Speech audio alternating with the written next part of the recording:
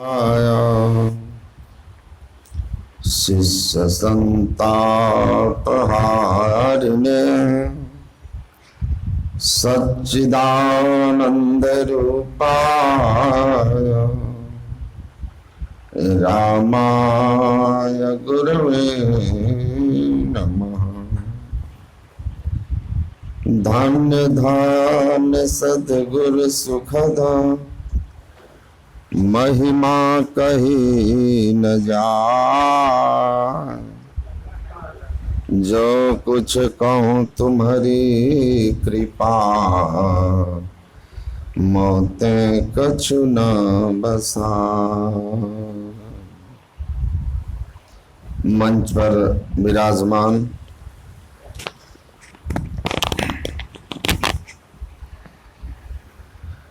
यतीन्द्र कुल तिलक परमाराध्य के चरण सेवक स्वामी श्री प्रमोद जी महाराज के पावन पाद पद्मों में नमन।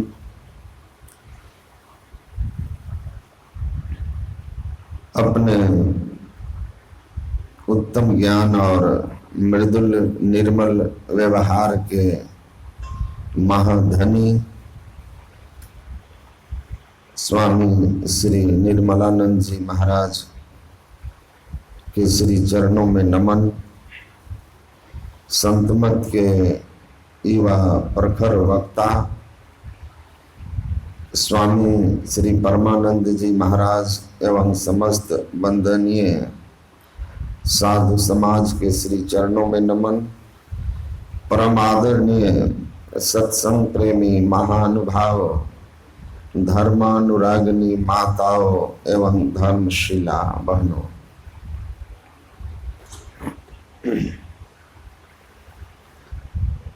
कबीर साहब ने कहा है, सब धरती कागज करो लेखनी सब बन राय।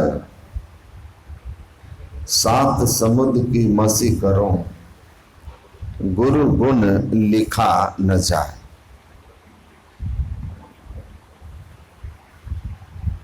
संत कबीर साहब कहते हैं, संपूर्ण धरती को कागज, सभी जंगल की लकड़ियों की कलम,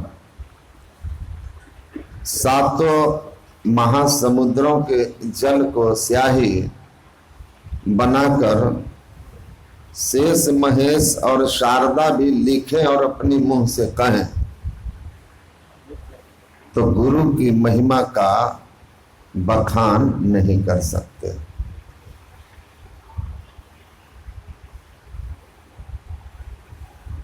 ना ही उनके उपकार की महिमा का बखान कर सकते हैं। उपकार भी कैसा है,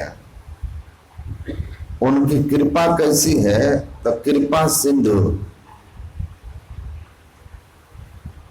कृपा के समुद्र हैं। जैसे समुद्र का जल अथाह है, वैसे उनकी कृपा अथाह है। ऐसे संत सद्गुरु की महिमा का वर्णन हम लोग पाठ के रूप में सुने हैं।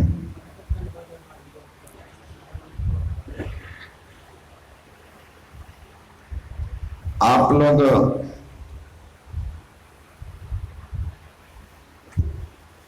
हमारे श्रद्धेय स्वामी श्याम बाबा से दो बातें सुनी थी। एक में उन्होंने कहा, मैं परमाराध्य सद्गुरु महाराज के ज्ञान को प्रणाम करता हूं,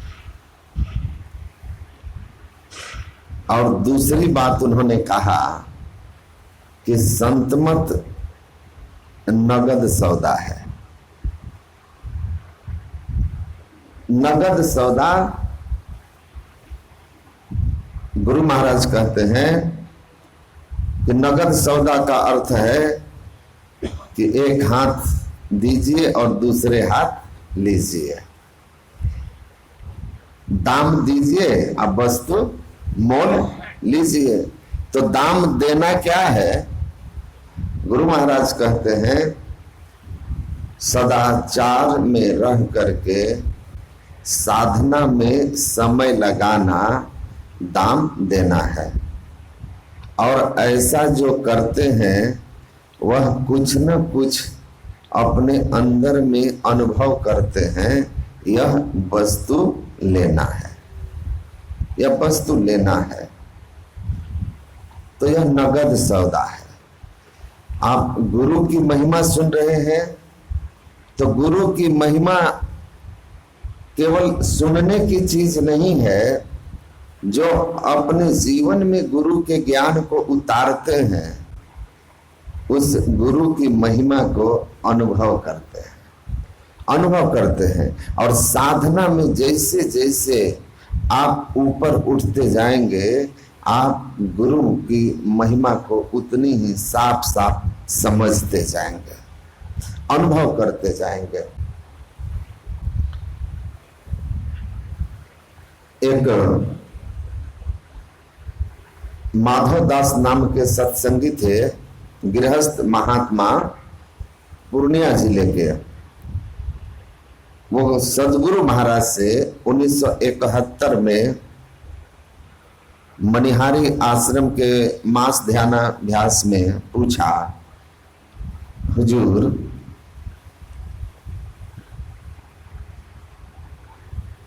भगवान बुद्ध जैसे वैरागी को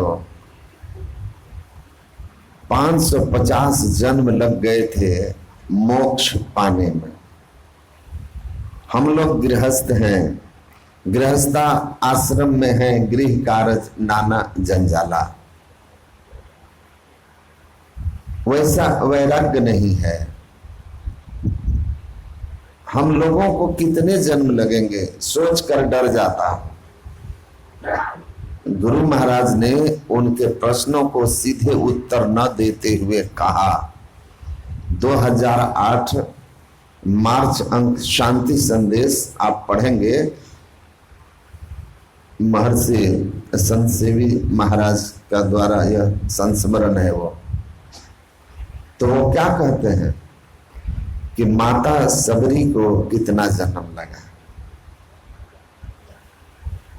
माधव दास चुप हो गए। तो गुरु महाराज कहते हैं, सुनियो, जब वह खिखिरनी शरीर में थी तो एक सच्चे साधु का जूठन खाती है, लौटती है, चरण रजी है। वो शरीर के किसी अंश से कोई चीज संत का स्पर्श हो गया हो तो वह उसके आभा को लिए हुए है, शरीर की आभा को लिए हुए है, चैतन्य आभा को लिए हुए है। चाहे वो पैर में स्पर्श हुआ हो या हाथ में स्पर्श हुआ हो। कुछ बात आचार्य श्री का जब कोई चरण धोने के लिए कहते हैं तो चरण नहीं धुला के कहते हाथ धो लीजिए। तो मैं स्वयं एक दिन कहा कि हुजूर, लोग पैर धोते हैं, आप हाथ धुलाते हैं। कुछ दल बहादुर बाबा को भी मैं देखता था कि हाथ ही धुलवा लेते थे और कहते थे चरण हमर हाथ हमर कपारो हमर, जहां से धोले एक के बाद,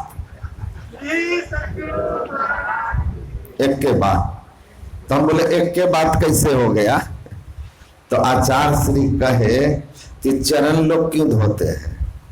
इसी भाव से कि चरण रज में गुरु की जो है आभा है, चैतन्य वृत्ति गर्मी के रूप में है जो पाप ताप का नाश करता है। तो चरण शरीर का ही अंश है, इसीलिए हाथ भी उतना ही पावरफुल है जितना ये स्थूल देह है। संपूर्ण स्थूल देह से कुछ भी निकल रहा है, कुछ भी स्पर्श हुआ है तो वह उतनी ही महिमा लेकर है। तो हाथ धोया था, हाथ स्पर्श हुआ था, उस जल से हाथ में लगे हुए उस जूठन से,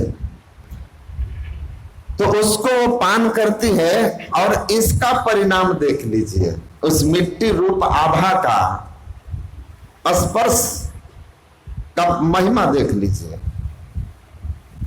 संत के स्पर्श का महिमा क्या है कि वह खिखिरनी जिसमें कोई श्रद्धा नहीं है, जिसको किसी संत के होने का कोई बोध नहीं है, वह प्यासी है, भूखी है, और इसलिए वो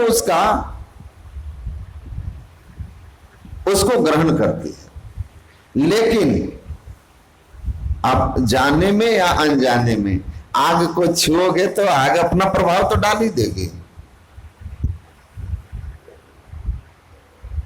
स्पर्श होता है और वह खिखिरनी से सीधे उस जूठन के प्रभाव से क्या हो जाती है, एक राजकुमारी हो जाती है। देखिए, खिखरनी से राजकुमारी तक की जो यात्रा है वो एक संत के जूठन का प्रभाव है। एक दूसरे जन्म में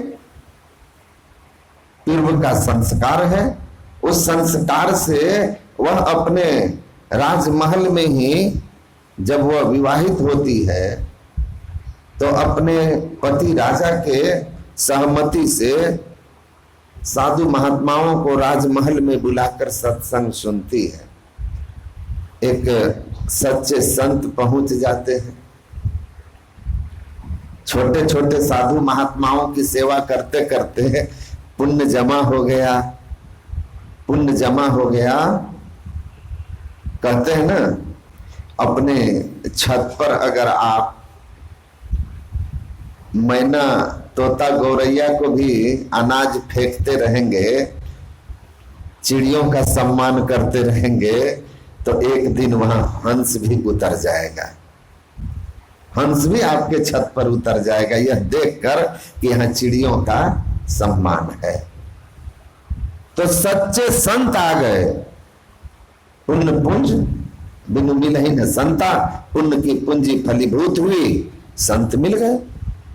आए, उनकी सेवा की प्रसन्न हुआ, वरदान मांगने को कहा। आप जानते हैं उन्होंने जो वरदान मांगा उसके हिसाब से उनका अगला जन्म माता सबरी के रूप में हुआ, और माता सबरी के रूप में महर्षि मातंग ऋषि की शिष्या बनी और गुरु की सेवा में संलग्नता दिखाई। जैसा कि आप स्वामी परमानंद जी से सुन रहे थे कि दादू दयाल, तन भी तेरा मन भी तेरा, तेरा पिंड और प्राण, ऐसे भाव में रह करके साधना की। तन मन धन को अर्पी गुरु पद सेव करो, मैं ही आज्ञा मानी दुस्तर भव सुख सतर। तो संत सदगुरु के शरणागति मिली, उनकी युक्ति मिली, लगन और श्रद्धा के साथ वह साधना की, और उसी जन्म में तज जोग पावक देह हरिपद लीन भई जहां नहीं फिरे। उसने अपने गुरु की कृपा से अपने अंदर में योगाग्नि को प्राप्त कर लिया, जो अंतर ज्योति या ब्रह्म ज्योति और ब्रह्मनाद के रूप में है। और उस ब्रह्म ज्योति और ब्रह्मनाद रूपी योगाग्नि में उसने अपने शरीर का त्याग करके परमात्मा के उस धाम में गई जहां से जीव पुनः इस दुखमय संसार में नहीं आता, मोक्ष प्राप्त कर ले। तब गुरु महाराज ने कहा, समझे, भगवान बुद्ध ने अपने 550 जन्मों की कथा लिखी है, लेकिन यह भी लिखा है कि किसी भी जन्म में मुझे पूरे और सच्चे संत सदगुरु का सानिध्य प्राप्त नहीं हुआ, इसलिए इतना समय लग गया। और तब गुरु महाराज कहते हैं, माता सबरी को पूरे और सच्चे संत सदगुरु मिल गए। उसने लगन से पूर्व जन्म के संस्कार, दीर्घोद्योग और पूरे और सच्चे संत सदगुरु का बताया हुआ सन्मार्ग, जब तीनों का सुयोग हो जाता है, तब बाल गंगाधर तिलक लिखते हैं कि वह जन्म मनुष्य का अंतिम जन्म हो जाता है, अंतिम जन्म हो जाता है। तो गुरु महाराज ने कहा कि सुनो, हम लोगों का सौभाग्य है कि भगवान बुद्ध की तरह हम पूरे और सच्चे गुरु के अभाव में नहीं हैं। हम लोगों को पूरे और सच्चे संत सदगुरु का मार्ग मिल गया है, युक्ति मिल गई है। अब तुम पर है कि सबरी माँ की तरह इसी जन्म में मुक्त हो जाओ या अपनी साधना में शिथिलता लाकर कुछ जन्म बढ़ा दो। अब तुम पर है। तो पूरे और सच्चे संत सदगुरु जब जीवन में मिल जाते हैं तो स्वामी विवेकानंद कहते हैं कि पूरे संत सदगुरु जब मिल जाते हैं तो आधा भव सागर उसी क्षण हम जीत जाते हैं और आधा हम लोगों के अपने लगन पर है, अपने लगन पर है। एक महात्मा जी बैठे हुए थे, उधर से एक पथिक गुजरते हुए कहता है, महाराज बद्रिकाश्रम जा रहा हूं, कितनी देर लगेगी? महात्मा जी ने कुछ जवाब नहीं दिया। पुनः कहा, महाराज बद्रिकाश्रम जा रहा हूं, कितनी देर और लगेगी? महात्मा जी कुछ नहीं बोले, उसके पीछे हो लिए। कुछ दूर तक साथ चलने के बाद महात्मा जी कहते हैं, 4 घंटे में बद्रिकाश्रम पहुंच जाओगे। वो आदमी रुक गया। कहा, वहां पूछा तो कुछ जवाब नहीं दिए, यहां आके करें 4 घंटा? क्यों, यह ज्ञान आपको वहां नहीं था क्या? कहा, बिल्कुल नहीं था। क्या वहां आप नहीं जानते थे कि बद्रिकाश्रम कितनी दूर है? उन्होंने कहा कि वहां भी जानता था बद्रिकाश्रम कितनी दूर है, लेकिन वहां तब ये नहीं जानता था कि तुम्हारी चाल क्या है, तुम्हारी गति क्या है, किस स्पीड से चल रहे हो। 1 किलोमीटर तक मैं तुम्हारे साथ चल के टाइम देखा, तुम 1 किलोमीटर कितनी देर में चल के आए।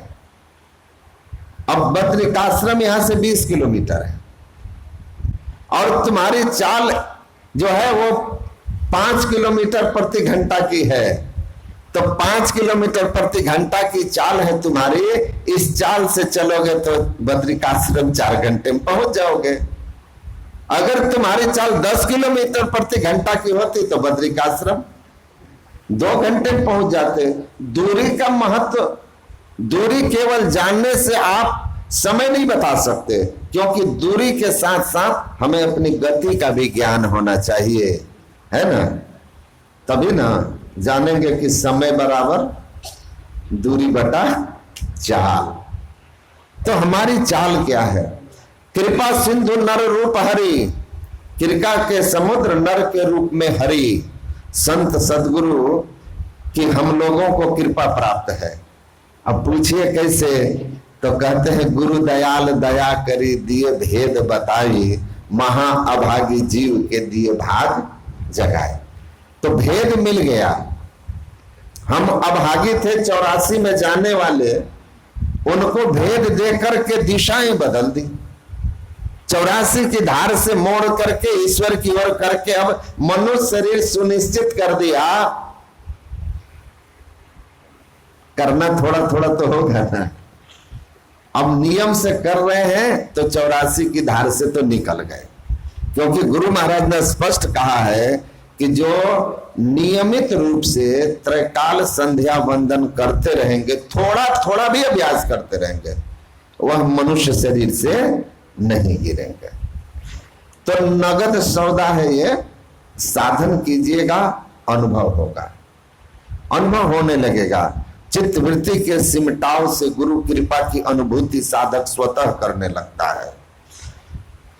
जीवन में आए हुए गुरु की कृपा और अपने जीवन के परिवर्तन को स्पष्ट रूप से जानता है। उसका गवाह वह स्वयं होता है, उसको किसी के कहने से विशेष कोई फर्क पड़ता नहीं, लेकिन बार बार सुनने से जिनको अनुभव होना शुरू नहीं हुआ है उनकी श्रद्धा बढ़ती है। इसीलिए बार बार सुनिए, बार बार सुनिए, लेकिन गोस्वामी जी कहते हैं, रोम रोम ब्रह्मांड में देखत तुलसीदास, बिन देखे कैसे को सुनी माने विश्वास। जब तक देखा नहीं तब तक वैसी दृढ़ता नहीं होती है। तुलसीदास कहते हैं देखा है कहत ही लखत ही बने। गुरु महाराज कहते हैं लखत ही बने, देखने से बनेगा, केवल कहने सुनने से नहीं होगा। करो निज घट की तलाशा, अपने घट की तलाश कीजिए। तलाश कैसे करेंगे? गुरु के ज्ञान को प्रणाम करता है। आप श्यामाचरण लाहिड़ी काशी में रहते थे, गृहस्थ संत थे। उनके एक शिष्य मेरीन इंजीनियर थे, तो बार बार उनके पास आते थे। एक बार जब श्यामाचरण लाहिड़ी काफी अस्वस्थ हो गए तो वो रोने लगे। कहा क्यों रो रहे हो? कहा गुरुदेव, मैं आपके चले जाने के बाद अनाथ हो जाऊंगा। मेरे माँ बाप पहले ही गुजर चुके हैं, अब जो है आप ही हैं। आपके चले जाने से मैं अनाथ हो जाऊंगा। श्यामाचरण लाहिड़ी जी, पुराण पुरुष श्यामाचरण पुस्तक में यह प्रसंग है। श्यामाचरण ने बड़ी जोर से फटकारा उसको, कहा क्या सीखा तुमने, क्या सीखा तुमने?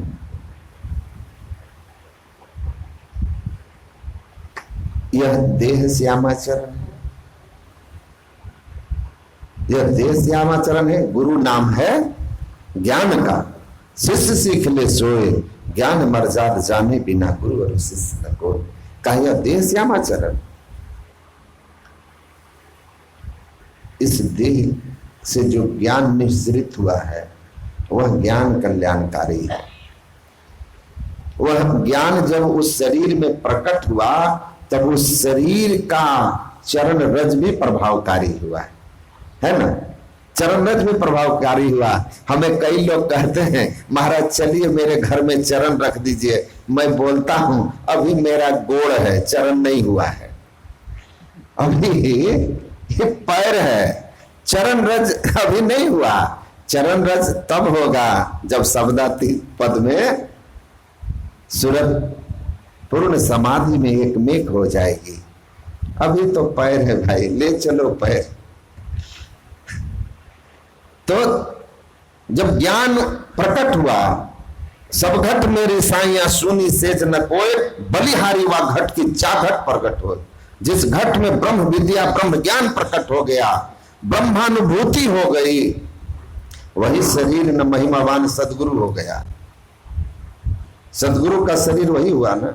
जब तक ब्रह्म विद्या उसमें प्रकट नहीं हुआ था, जब तक दर्शना दर्शने हित्वा स्वयं केवल रूपता यह आस्ते कपि शार्दुल ब्रह्म स ब्रह्मविद स्वयं। जब तक दर्शन और अदर्शन, दृश्य और अदृश्य, रूप जगत प्रकाश जगत और शब्द जगत और रूप जगत दोनों के पार जाकर के ब्रह्म से एकता की अनुभूति न हुई हो, तब तक वह ब्रह्म ज्ञानी आप परमेश्वर हुआ ही नहीं। यथा भेषस तथा गुरु हो, यथा गुरु हो तथा भेषस। जैसे ईश्वर हो वैसे सदगुरु है, जैसे सदगुरु है वैसे ईश्वर है। भक्त को चाहिए कि अपने इस सदगुरु को परमात्मा का साक्षात सगुण साकार रूप मानकर उनका भजन ध्यान करे, भजन ध्यान करे। आप लोग सुने होंगे कि मैं धर्म सम्मेलन गोवा में स्वरूपानंद सरस्वती जो कि शंकराचार्य हैं, उस धर्म सभा में जिस दिन मैं प्रवचन किया था, अपने कमरे में बुलाए और बुला करके उन्होंने हमसे कहा, देखिए बैठने के लिए सभी बैठे थे, बहुत महात्मा बैठे थे, मैं गया चुपचाप खड़ा हो गया। मैं बैठ नहीं रहा था, वो बैठे थे अपना सिंहासन लगा के, मैं खड़ा रहा प्रणाम करके भी। तो वो समझ गए, उन्होंने कुर्सी मंगाई, मुझे बैठाया, कहा कि यह बताइए यहाँ बहुत से महात्मा बैठे हुए थे, आप क्यों नहीं बैठे? आपसे उम्र में बड़े बड़े महात्मा थे, वो बैठे, आप क्यों नहीं बैठे हमारे नीचे? मैंने कहा महाराज ये जितने महात्मा आए हैं ना, ये सब अपने संस्था के प्रधान या प्रतिनिधि के सेवक के रूप में आए हैं। कोई प्रतिनिधि नहीं है जो मंच पर हमारे साथ बैठे हों।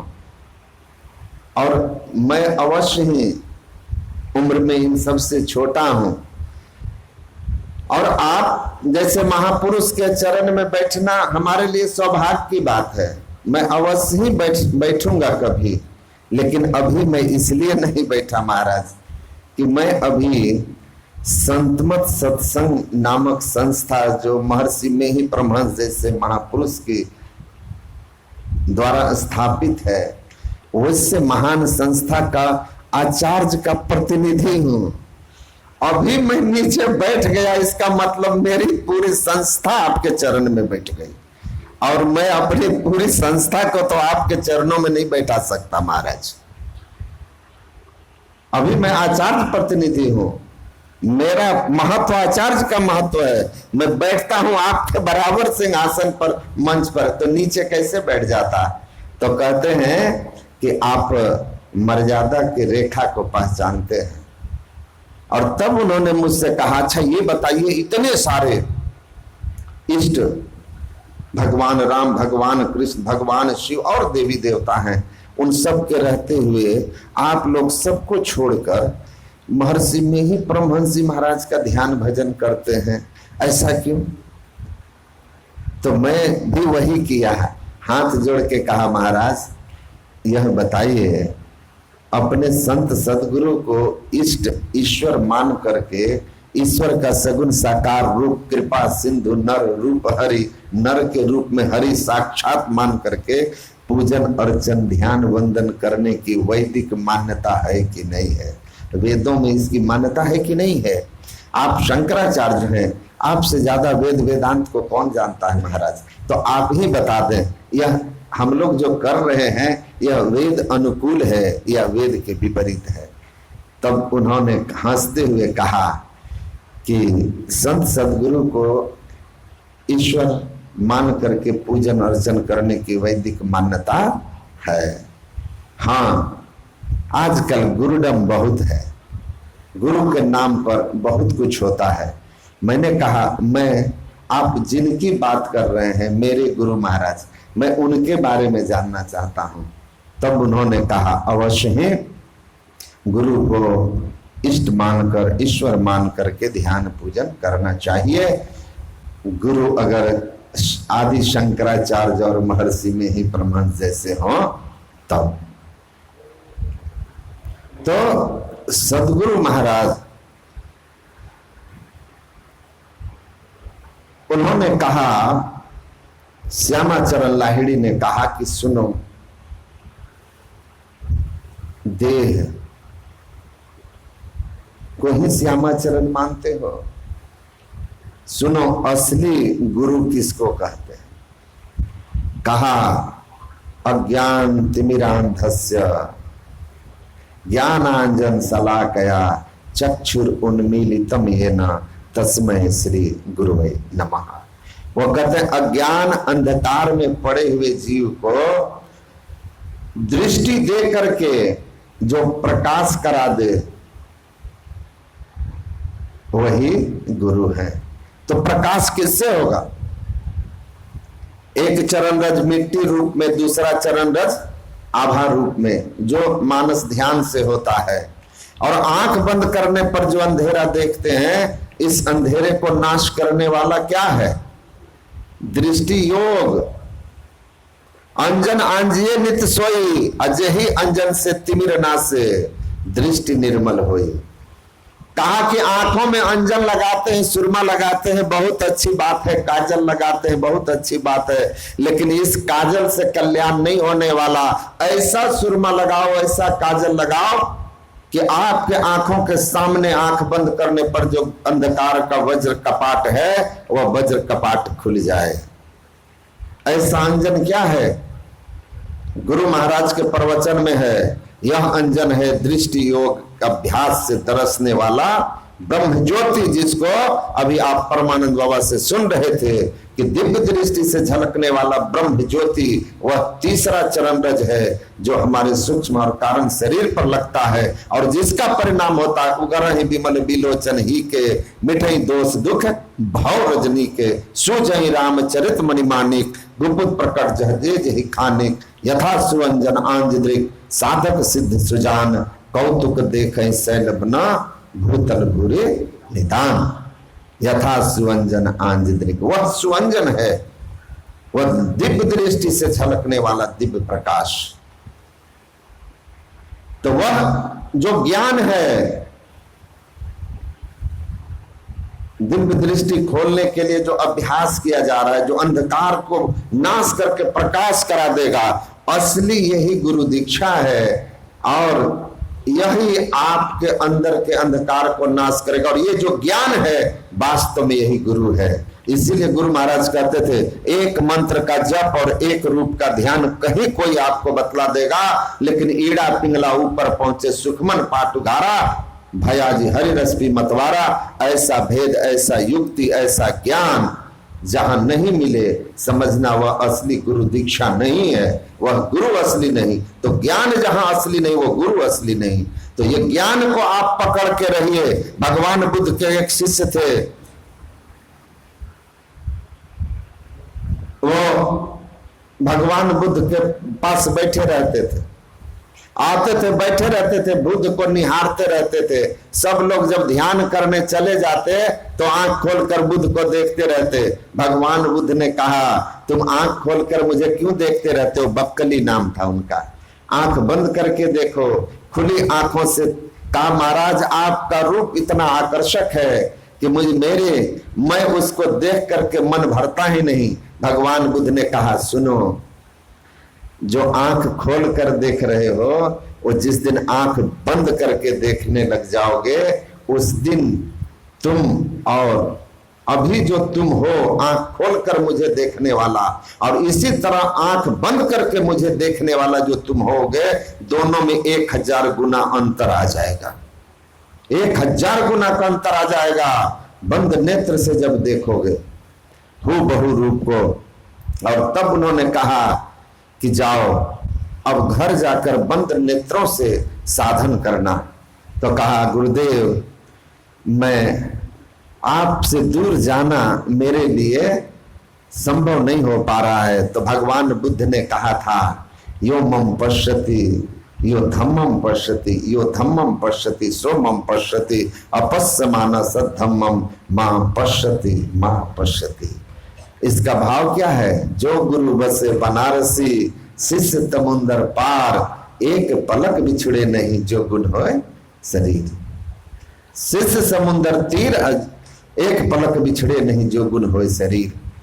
उन्होंने कहा सुनो, जो मेरे बताए हुए धर्म को पकड़ के रखता है, धर्म को देखता है, मतलब जो मेरे बताए हुए ज्ञान के अनुकूल अपना जीवन व्यतीत कर रहा हो, वह मुझसे दूर होकर के भी मुझे इन नेत्रों से न देखते हुए भी मुझे सदैव देख रहा है और मैं सदैव उसके पास हूं। और मेरे पास रह करके भी जो मेरे बताए हुए ज्ञानानुकूल आचरण नहीं कर रहा है वो मुझे खुली नेत्रों से देखते हुए भी मां पश्यति मुझे नहीं देख रहा है। मेरे बताए हुए सद्धर्म को पकड़ के रखो, कहीं भी रहोगे तो हमारी कृपा रहेगी, हमारी कृपा रहेगी। इसीलिए गुरु का जो ज्ञान है वास्तव में वही ज्ञान हमारे लिए कल्याणकारी है। तो अंतर दृष्टि खोलने वाला ज्ञान जो गुरु महाराज ने हम लोगों को बताया है वह तीसरी क्रिया दृष्टि योग का। इस क्रिया को ठीक ठीक आप समझ लीजिए। मानस जब भी ठीक से समझिए। बहुत लोग तो जब भी ठीक से नहीं कर पाते हैं, जब भी नहीं कर पाते। मैं तो 2004 में दीक्षित एक महिला इस बार हमसे कही कि 2004 में ही दीक्षा लिए थे लेकिन ठीक से समझे नहीं। हम बोले क्या ठीक से नहीं समझे? बोले कि मंत्र जप तो समझ गए कि मंत्र जप करना है, गुरु महाराज का नाम लेना है, गुरु नाम जपना है, फिर गुरु रूप का ध्यान करना है। तीसरी क्रिया बोला दृष्टि योग, दोनों आंखों के बीच में देखना है।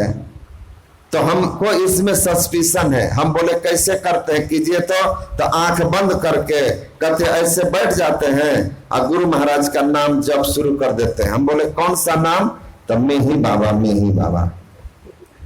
2004 से मैं ही बाबा जप रही। गुरु नाम मतलब गुरु मंत्र का जप, गुरु मंत्र का जप। केन मार्गेन भो स्वामी देहि ब्रह्मयो भवेत।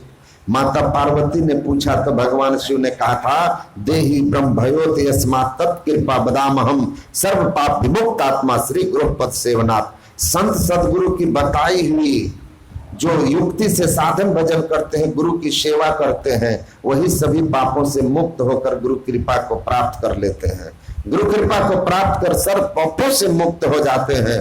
तो क्या करना चाहिए कि गुरु कृपा प्राप्त हो जाए, किस तरह सेवा करनी चाहिए? तो भगवान शिव ने माता पार्वती को कहा था गुरु मूर्ति स्मरेण नित्यम गुरु नामनी सदा जपेत गुरु आज्ञा प्रकुर्वीता गुरु रण्यो न भावे। 2 मिनट कि गुरु के दिए हुए मंत्र को सदा जपिए, गुरु मूर्ति का सदा स्मरण कीजिए और गुरु और जो कुछ भी आपको आगे बताए हो शिष्टाचार शिष्टाचार सदाचार उन नियमों का पालन कीजिए। साधना की जो और भी विधियां बताई है उनको नियम से कीजिए।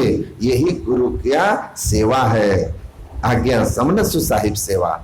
इस तरह से जो गुरु सेवा करते हैं वही गुरु की कृपा प्राप्त करके और बिना गुरु की कृपा पाए नहीं जीवन उद्धारा है, जीवन का उद्धार कर लेते हैं। हे पार्वती, शरीरस्थ जीवात्मा परमात्मा को पाकर स्वयं परमात्मा हो जाता है। गुरु की कृपा से कृपा होती है सदयुक्ति को जीवन में, उनके ज्ञान को जीवन में धारण कर लेने से। तो देखिए अब वो क्या जप रही है। तो मंत्र को ठीक ठीक जानिए कि मंत्र क्या है, फिर जपने की विधि क्या है, बैठे आराम से किस तरह जपना है, मानस रूप का ध्यान करना है। और दृष्टि योग में ठीक ठीक जानिए कि 2 नैना बीच सन्मुख देख, दोनों आंखों के मध्य में सामने देखना है। 3 बातें हैं, किसी दिशा को न देखते हुए, दिशा नवलोकयन, किसी दिशा को न देखते हुए, द्वादशांगुल पर्यंते नासागरे विमलंबरे, भगवान कृष्ण की ही वाणी है। दिशाओं को न देखते हुए द्वादशांगुल पर और भ्रूर मध्य, दोनों आंखों के मध्य में, ये तीनों बातें जहां मिल गई वही दृष्टि योग सही सही है। तीनों को जानो, आंख बंद करोगे दिशाएं छूटेगी,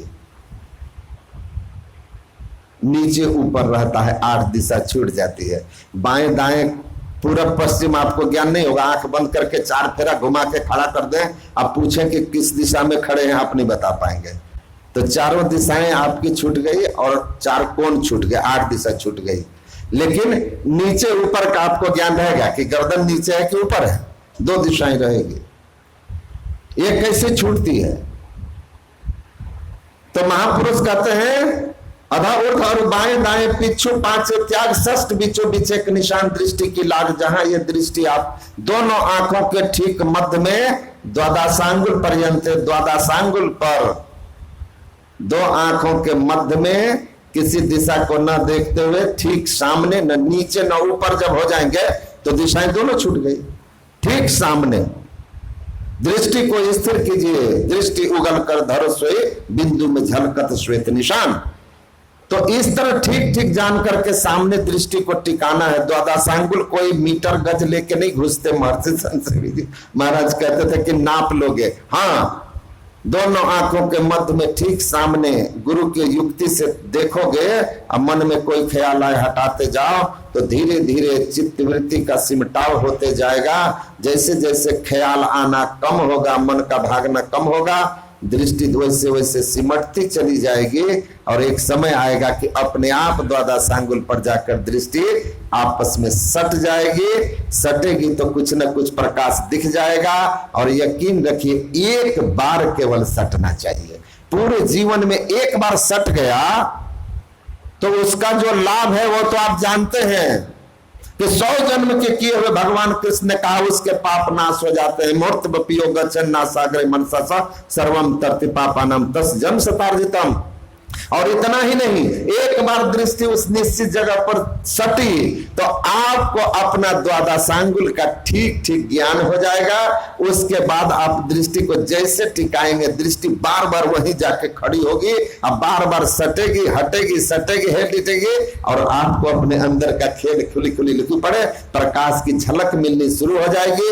अभ्यास को बढ़ाते रहिए, तब क्या होगा कि दृष्टि योग अभ्यास अति करते कर कंपनी सहज ही छूटे प्रौढ़ हो सूरत, दिल दरवाजा टूटे नजर के जोर से, अरे हरे में ही लगी टकटकी खूब जोर बर जोर से। बार बार अभ्यास करते करते कंपनी छूटेगी, दृष्टि जाकर स्थिर होगी और अंधकार से प्रकाश की ओर एक बिंदुता पर जैसे ठहराव होगा, वह आपको ऊपर की ओर उठा लेगा, अंधकार से प्रकाश में चले जाएंगे, दिव्य दृष्टि की प्राप्ति होगी, ब्रह्म ज्योति झलकान हो जाएगा और तीसरा अंजन भी लग जाएगा, और जिससे आपको बहुत सुख होगा, बहुत कुछ प्राप्त होगा, और वहीं से अंतर्नाद भी की धारा खुलेगी, और तब अंतर्नाद की साधना करते हुए मोक्ष पद में आप पहुंच जाइएगा। तो सौभाग्य है हम लोगों का कि माता सबरी की तरह हम लोगों को महर्षि मातंग ऋषि जैसे संत सदगुरु मिल गए, सदयुक्ति मिल गई, हम लोग निश्चित मुक्ति पाएंगे, इसमें कोई संशय नहीं। कोई थोड़ा आगे कोई थोड़ा पीछे, बोलिए श्री सदगुरु महाराज। स्वामी जी ने साधना की बहुत सारी भेंट रख दिया, फिर भी बिन दया सदगुरु की में ही जानना इस राह को हुआ नहीं, होता नहीं, वो होनहारा है नहीं। क्यों भटकता फिर रहा ऐतरा से आने, रास्ता सारक में है निर्वत जाने से। फिर कहते हैं मुर्शिदे कामिल से सिद्धित और समुद्री से तक जो तुझे देगा फाहम सारक के पाने के लिए। अब और